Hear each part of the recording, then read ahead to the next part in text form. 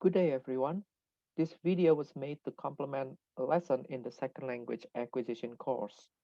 The course explores theories and how humans learn a second language. The topic for this lesson is first language transfer. That is, how our first language exerts influence on our use of a second language. So, let us begin. Now, please take a look at this picture. How would you describe the picture you just saw earlier in your first language? In English, you would probably say, I saw a dog. Now let us first focus on the verb. The event seeing happened in the past, so we have to mark that on the verb.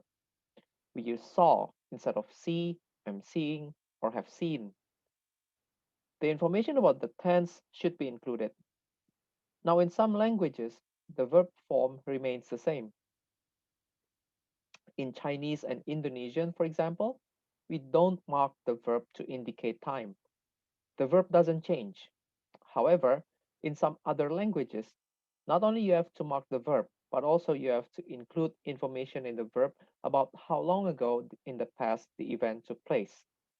Did it happen just now, hours ago, or weeks ago? And this is the case with Mian, a Papua New Guinean language, and Yagwa, a Cameroon language. Now let's look at the noun. In English, number is obligatorily marked if it is countable. We know that the animal dog is countable and we saw only one dog. So we put the indefinite article before the noun. In many Asian languages, Chinese and Indonesian included, number marking is optional. It is not important to tell people whether there's only one dog or more than one. Now, if you spoke a language that does not mark past tense for no number and you were learning English as a second language as an adult, chances are you'd be likely to produce one or both of the following variants. What could account for these variants? Well, you could say that it was probably just the slip of the tongue. This could be true if it only happens very rarely. If it keeps happening, and especially if it happens often in writing, the errors might be more systematic in nature. Perhaps you don't really know the rules of simple past tense and number marking in English.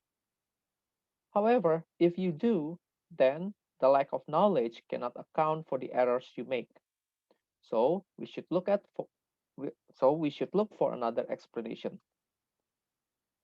First language transfer is probably best to explain why you keep making those errors. But what kind of transfer? One kind of transfer is syntactic transfer. This happens if you follow the structural pattern of your first language when using English as your second language. That is, because in your first language, you do not mark the verb and the number. You don't do this either in your second language. But again, this kind of transfer would not take place if we have been told the rules of simple past and number marking in English. You keep producing these errors probably because the ways you conceptualize time and number in your first language are different from the ways time and number are conceptualized in the second language. If this is the case, we call this conceptual transfer. The idea of conceptual transfer is based on the linguistic relativity hypothesis, which posits that the language we speak affects the way we perceive and experience the world. You might have heard of this hypothesis in the movie Arrival, in which the heroine is able to save the world by learning the alien's language, and the alien's language altered her perception of time. While this is obviously an extreme example of the linguistic relativity hypothesis, research shows that different languages have different ways of conceptualizing time and number, and learning a language that is conceptually different often alters our thought. For example, English perceives time as horizontally linear from left to right, whereas Chinese conceptualizes time as vertically linear from top to bottom. So in English, the past is on the left side and the future is on the right side, whereas in Chinese, the past is on the upper side and the future is on the lower side. How do we know? In English, we understand that the future is ahead of us and the past is behind us. And this is reflected in the way English speakers would lay out a series of pictures in the order that they think is the correct temporal order, that is, from left to right. But Mandarin speakers use a lot of past is above and future is below metaphors. And the correct temporal order from them is top to bottom.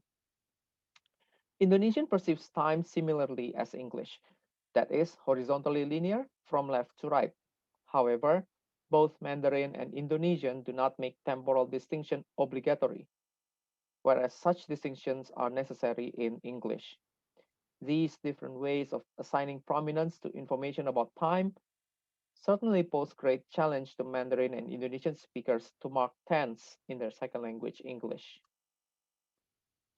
Now let's turn to number. We know that there are two types of nouns, namely countable and uncountable nouns. Countable nouns denote discrete boundaries whose conceptual representations give prominence to shape and countability.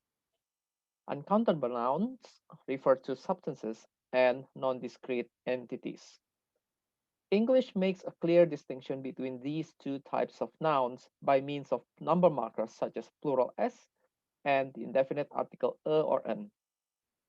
But languages like Japanese, Mandarin, and Indonesian do not. These Asian languages mostly use bare nouns, which denote uncountable, non-discrete entities. As a result, number is vaguely perceived. So, although English, Japanese, Mandarin, and Indonesian speakers may see the same thing, they see it differently. English speakers pay attention to shape and number. Mandarin and Indonesian speakers attend to substance. Consequently, this poses great challenge to these Asian language speakers. Research says that Japanese language speakers who speak English as a second language found it difficult to assign countability to nouns in English. They were confused why certain nouns have to be countable. So, how is this relevant to our practices as as second and foreign language teachers? Indeed, knowledge of how the learner's first language affects the second language enhances our understanding of how a second language is learned. This will hopefully help us provide the right kind of training and learning experiences for our students. If conceptual transfer is the source of error, then presenting the target concepts found in the second language using multimodal resources such as pictures and animations could help reduce the first language influence and help learners express what they mean in the target language grammatically.